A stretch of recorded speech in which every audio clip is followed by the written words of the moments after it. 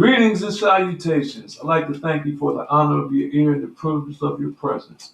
We'd like to invite you in to a way out. Oh, that's becoming so nice to hear, like music to my ears. We have a very important topic that we would like to talk about this evening, and the topic is manhood. So without further ado, Brother Khalil. Yeah, we're going to speak on Will the Real Men Please Stand Up.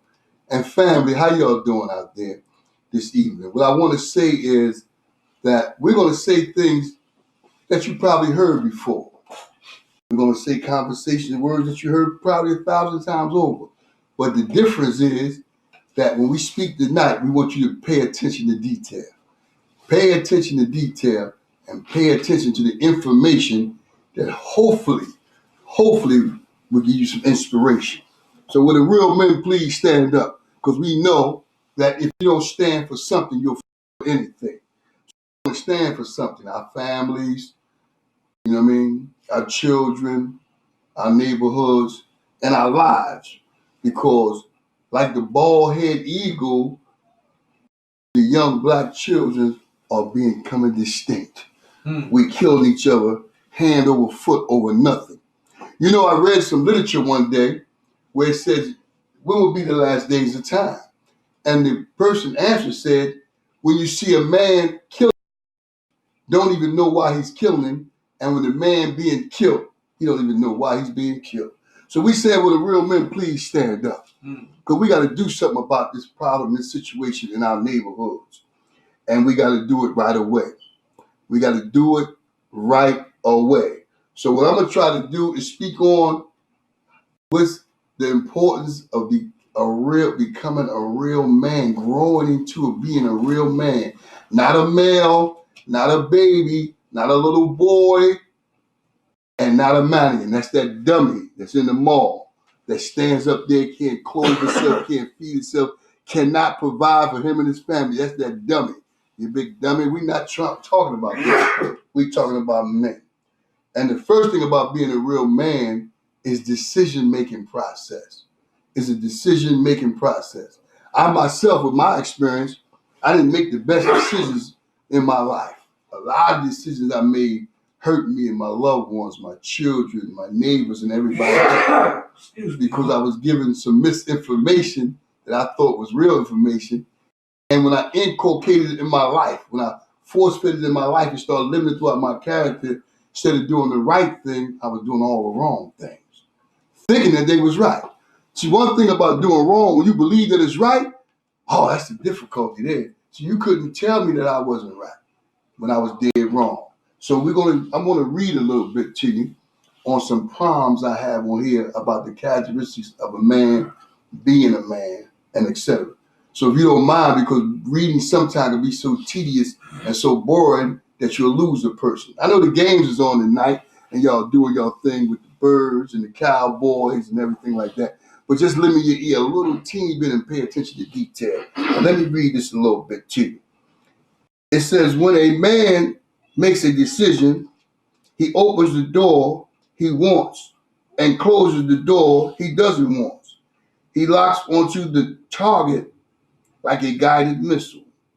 There's no guarantees he'll reach his target, and he knows this, but he doesn't need such guarantees. He simply enjoys the sense of inevitability that comes from pushing the launching button. In other words, he knows that he may not reach this goal, but he gonna set this goal and try to reach it the best of his ability. And in climbing the ladder trying to reach it, he's developing his potential to his greatness. There's an old Delphonic song said, it's better to have loved and lost and to never have loved at all. So failure beats a try, family. And another thing, real men can't get better being bitter. I was so bitter, man, I didn't want to hear nothing. You couldn't tell me nothing. Everything you said went in one ear and out the other. And I was so bitter that I blocked information from coming into my life and into my mind that would have been life-saving information. But because of my arrogance and my hard-headedness and misinformation, I blocked it all out and ended up destroying my whole life. Brother Aaron? That's interesting. You can't get better being bitter. And another way of putting that is that if you're too busy worrying or being mired down and depressed by the way things are, just means that you're not spending enough time thinking about the solution for your problem. Because just the way you can worry is the same way you can think of solutions. So sometimes we have to be on that right path, and a man recognizes in order to move on, he's got to let that stuff go. So I'm absolutely concur with you, brother. You know, teach on. And another thing, when you be blessed with a goal, and this man see his goal, or dance to the music that he liked, if you will, you go on to your goal regardless of what others may say. You don't have others, no, you can't do that. That was never done before. Who heard of that? Oh man, you stupid, man, you crazy. A real man, he said, we came, we saw, and we conquered. A man doesn't require the approval of others. He don't need others to pat him on the back or to say this or say. He goes forth with his vision and with his dreams. And he does what he has to do to conquer his goals, to make sure that him, himself, and his community is correct. He's willing to follow his heart. Wherever he's willing to follow his heart carefully and lead him to the right direction. When a man is following his heart-centered path, it's of little consequences if the entire world is against him or not. So we don't care about getting accolades from others and others patting us on the back. A real man, he gonna do what he have to do. If nobody pat him on the back, if nobody give him a standing ovation, if nobody give him the red carpet, when he gets from the higher power that feel in his gut, and then get the information by going to school, by taking a trade, by whatever, spiritually in the spiritual houses that he go to, and he gets this information and gets that target in his mind, he needs no one to pat him on his back. A man gonna go forth. He out in the hood. He gonna ride till the wheels fall off for him and his. You know. Yes. If I may. Sure you may. You know, once you have the right information, as you said, you was looking for information and you made faulty choices. And it's exactly like you said, you make your decision based on the information that you have. So if you're clouding out your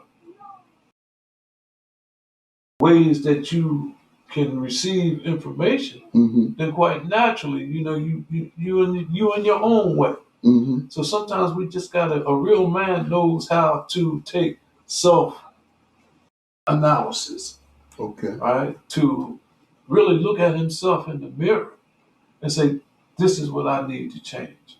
This is what I need to do to move forward. There's nothing emotional about it. You see? I need to get from point A to point B, and this is what I need to do. How much I love this, how much I love that. It's a bigger picture involved. Being a man, would you say, revolves responsibility? Yes. Yeah. Would a real man please stand up? Would a real man please stand up? You're listening to Vibe 609. The way out. The way out. You know, Brother Eric, some people always care about how the world see them or how people feel about them or don't feel about them. I used to feel like that when I was a kid. Once I became a man, I put my toys aside. When I was a little boy, I played with toys, something like that. Yes, sir. When I learned through my experiences, through hardships, turnarounds, and ups and downs, if the world, the people in the world don't care anything about you, if they don't even give you the problems that you're supposed to get, and the world don't care nothing about you, you got to remember one thing, man. The world may not care nothing about us, but it's somebody in our life that we are their whole wide world, and that's all. It could be your children, it could be your wife, it could be your cousin, your mother, your father, your adopted parents, or whoever. That's all that matters. We have to push on and stop being babies and stop crying all the time. This would happen, this is why I did this, this would happen, this is why that, and this is why that. While we doing all that, we blowing the opportunities to reach the level that we need to reach to help ourselves and pull ourselves up. Because we too busy crying. If we keep crying, what the baby's gonna do? At least if we cry and work while we cry, then that'll be a different twist right there. We have to get busy. We have men, young men. They call it sagging. 2 weeks in a row, I seen men with their pants all the way down past their butt cheeks, walking down the street thinking that that's cool, thinking that that's civilized. What's the duty of the civilized man is to teach civilization to the uncivilized. So somebody is not teaching of all our generations in each city you're going through where there's black folk or colored folk, whatever you want to use, and everybody's sagging. I seen a dude 50-something years old sagging, and I thought it was very, very, very, very disgusting. Lack of a better word. I had to stop myself from saying some vulgarity. So now we talking about the mentality and getting proper information to rise us up to the level that we're supposed to be. On Black History Month, we call ourselves kings. I beg to differ. I beg to differ, man. Will the real men please stand up? If you don't stand for something, you'll fall for anything. We call ourselves kings, huh? But yet we doing little things that things do. From a king to a thing. From a champ to a tramp. Get in where you fit in. I believe we have the potential to be a king, but I don't believe that most of us yet kings yet, because the way that we live and the way that we act and the way that we allow our children to come up and then turn our faces to all the grimy and skullduggery things that we know that's taking place even right up our own household. So the real men have to take charge. Well, it's definitely a process, brother.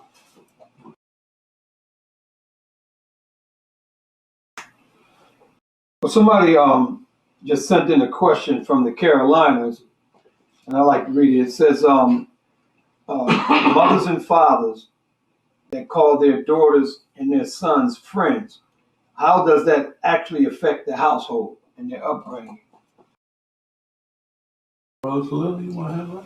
Well, I'll try to. I'm just giving information, family. I don't want you to think I have any answers or solution. I'm just giving information to provoke thought. My job of talking is to provoke thought. Okay, well, what my take on that is, with my children, I would not be their friends. I would be friendly towards them. And this is what I think where most youngsters get confused with their parents being their friends. I'll be friendly towards my children, but I won't be their friend. They have their own set of friends. I'm their parent. I'm going to remain their parent until I die. I'm going to remain the guidepost, the shoulder that they can lean on. When things get harder and harder and look like there's no daylight, I'm going to be that daylight for them, if you will. But I'm not going to be their friend. Brother Eric? Yes, and if you notice in the word parent, it says parenthood. That means it's a stage of development that the children must go through. A hood is a protective covering, something that would keep the elements away from, keep a person insulated and sometimes isolated. And in this case, we talk about parenthood. Well, the parents are the insulation and the isolation that we steward our children as they go through the vicissitudes of life. You see? And each time they get to a certain point, a part of the hood is raised because now they're ready for it. And another part of the hood is raised as they're ready for it. And we grow them into adulthood from childhood. But if I'm your friend, I can't do that. You see? If I'm your friend, then I'm going through the same experiences that you're going through. Now, for whatever reason, maybe my father didn't have a father. And it's no excuse, because a man has to take that assessing look. And he has to get totally in touch with himself or herself, you see, and know that the essence of himself, he's like or she's like the creator that made him. And we always say, God don't make no mistakes. So if that's true, and if we believe that, hey, then we have to strive to know who we really are and then give that to our children coming up. We are the parenthood, the hood that protects the children from unforeseen things that they just don't know about yet. And we have to be in a position to be able to give that to them. So that's why we have to be educated as well. You see? I know when I was coming up, I'm going to make this point and I'm going to quit, that the dumber you was, the more popular you was. You know? And nobody wanted to be smart or bright. You know, we used to try to hide our intelligence, right? Because we didn't want to be perceived as, you know, the smart dude. And just to fit in, we dumb it down. Mm. You know, I know I did, so we, now, here's the mother, when she realizes that, hey, daughter, you can't do that. I made that same mistake. Now you at a crossroads. Should I tell her the truth and be her mother, or should I let her be her friend and let her experience it herself? Wow. Well, to be the advocate, I experienced a woman when I used to counsel, I counsel on the side, and she was saying that her and her child smoked marijuana together. So I said, I said, that's a mistake. She said, no, I'd rather smoke with her than for her to go out and get something that's not correct and then something happened to her. Something already happened to her when you smoke weed with her. What's wrong with you? So now when she smoked weed, and you smoke weed with her, you lost your authority and your leadership. So now when you tell her to do something, put your foot down, she gonna look at you like you crazy because you became her friend, and now you even start getting high with her and using the excuse that you rather for her to do with you in the house. At least you know she's safe. A mind-altering drug. So now your family was dysfunctional from the beginning. Now it's more dysfunctional than ever. Then y'all take pills together. Huh? Then y'all sniff a bag together. And then off to the races. And you say, where did I go wrong? And my child said, I never had a mother because you tried to be a friend. I'm not saying all friends do this with friends, but you shrunk yourself down. There's no boundaries. Where there's no boundaries and no checkpoints, then there's no growth and development. A child just grow as they want to grow. Now, when it comes for them to respect others in authority, other adults, other elderlies, they have no respect for them. There's a caller on the line asking, well, what about the, let me see that right, what is that? Oh, so what about the parents that are friends with their children and they turn out all right?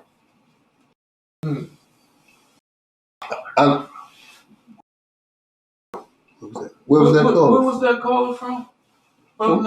Some part of New Jersey. He didn't say from New Jersey. Figures. But I'm gonna say this. I'm gonna be the advocate again. I don't believe that. I don't believe there's no exception to a parent being a friend with their child. I believe they mistaken the information. What they was friendly towards their child, but they mistaken it with being a friend. Because you can't be a friend and a parent. See, fire and water ain't gonna occupy the same place at the same time. You got to be one, or you're gonna be the other. So I believe that they was friendly toward each other. I could be wrong. It's just information. I'd like to elaborate on that. Yes, sir. Because one of my daughter's mother said the same thing. Me and her is just friends. I said, you keep calling her your friend, she gonna punch you in the mouth one day. And it actually happened. Because what's going on when you call a child your friend, a friend, you become equal. You can't tell me what to do. And I can't tell you what to do because we're friends. But if I know you're my mother, I gotta listen to you. If I know you're my father, I gotta listen to you. So I think that's a dangerous situation to even align yourselves with your child and say, you're my friend. Nope. Do it the way nature had it. You're their mother or you're their father. You can't be both of them. Absolutely. And children look to us for guidance. They want to test the waters. They want to test the rope. They already know right from wrong. So you're there to guide them. Another word for parent is steward. A steward guides you and corrals you and convoys you towards a goal of achievement. You see? So it's an honor on being a parent. We're told to honor your father and mother so that your days may be long on earth. So what type of message is that delivering? See, children already know right from wrong, and they looking to you and me to give them that guidance. They'll try you. Don't eat them cookies. Well, you don't eat this cookie anything. Come on. Johnny did not take Rashid. Who ate the cookie? He said, Rashid ate it. He gonna try to get the cheat off of him because he knows he does not want to be exposed. Why doesn't he want to be exposed? Because he already knows right from wrong. If he didn't know right from wrong, he wouldn't lie on Rashid. You feel me? Yes, sir. You know, I'm going to say this. I'm going to be the advocate again. Let me say this. I had this note I took down on another subject, but I'm going to twist it up a little bit if the audience don't mind.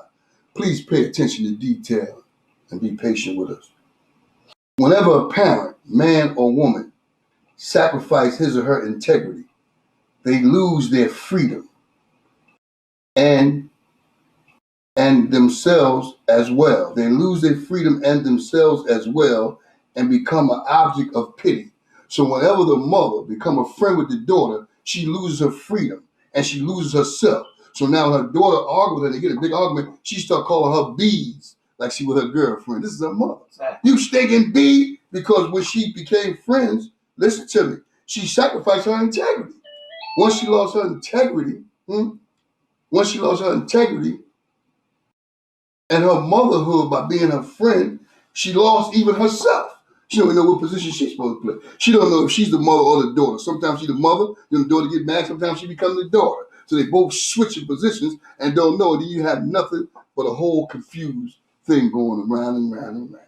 So then you fall into the pity party. Well, with me, my daughter don't respect me. See, back in the day, I used to get a switch, and she said, pick your switch, and I used to spank me. My mother hit me with a broom or anything. But nowadays, no, you want to be their friend. So consequences come with every decision and act that you take. There's a consequence. That's why I said to you, I'm not friends with my children or my grandchildren. So would you say I'm gonna be friendly towards them. They just gave up their natural authority over the child. They gave it up. Their natural They gave it up. They willingly gave it up. And they already had it, but they gave it up. They gave it up. The Creator gave it to them. I'm not playing that game. No, sir. See? Absolutely. And that takes away the boundaries. Everything has to have boundaries in life. Be yourself. If not, it'll be the society we taught. That's why we have stop signs, the boundaries. You drive, a tractor trailer comes in, stop, you stop. So you won't get smashed up. The same thing in life with everything else. So where's the father's role in this, though? I mean, the father does that to the son also. So, I mean, what do you say about that? Because, you know, your title is Real Men Please Stand Up. I mean, so how do you actually put a balance on this thing? I mean, who's responsible for the balance? Well, actually, the father is actually responsible. This is why I said in the beginning about getting the wrong information growing up and moving off that information. Now you can't lead yourself, nor can you lead your family. So you got babies having babies. So now you don't have no information, and you stupid is and stupid does. So you just going off the naturalness of your nature, which is animalistic. Food, clothing, shelter, and that's it. And sex, and that's it. So now he teaches them nothing. So nothing from nothing leaves nothing. Mm-hmm. You BS the baker, you might get a bun. You BS life, you ain't gonna get none. So that's why I say, with a real men, please stand up. If you don't stand for something, you'll fall for anything. So I have the potential to be a man. So what do I do to become this man? Where do I go? You feel me? Well, let me ask you a question.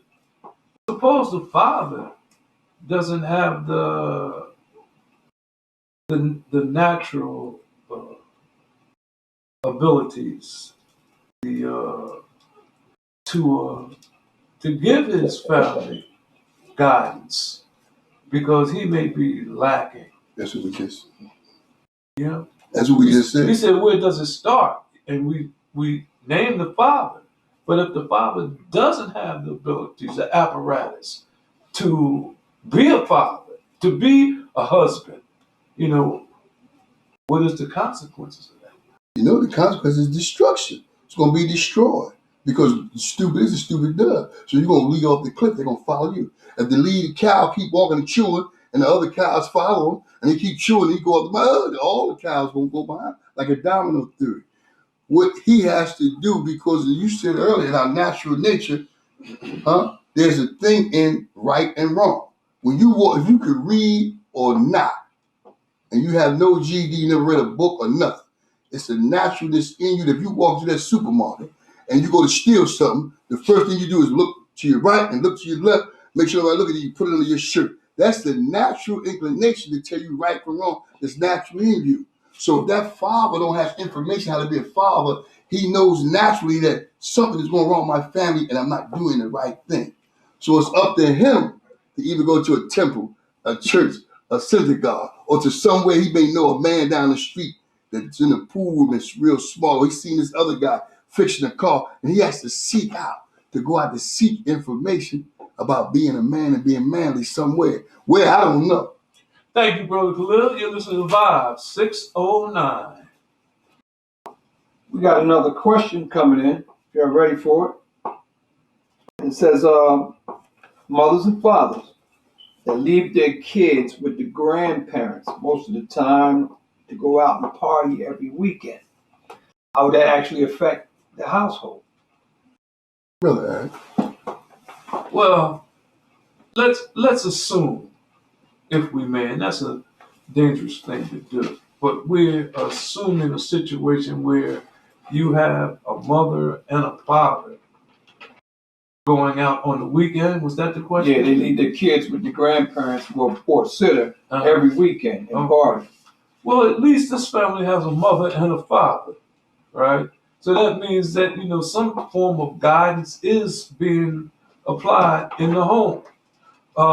It's unusual today that you have 3 stewards in the family or 3 parents in the family. So, I would have to examine that particular case on an individual basis.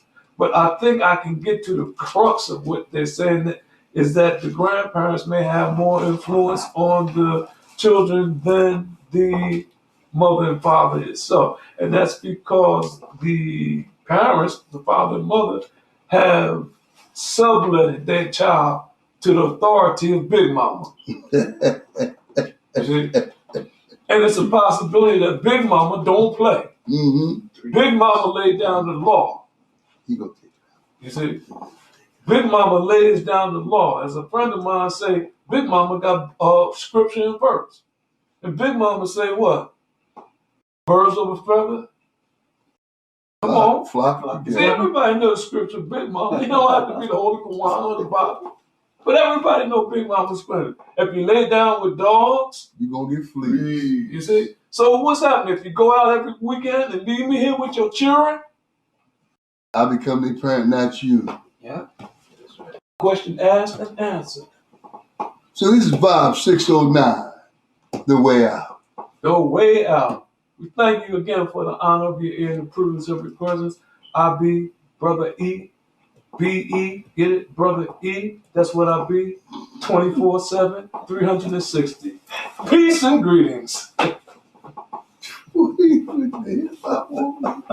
brother E, the faith is B, 1, 2, 3. Don't ready, 5, so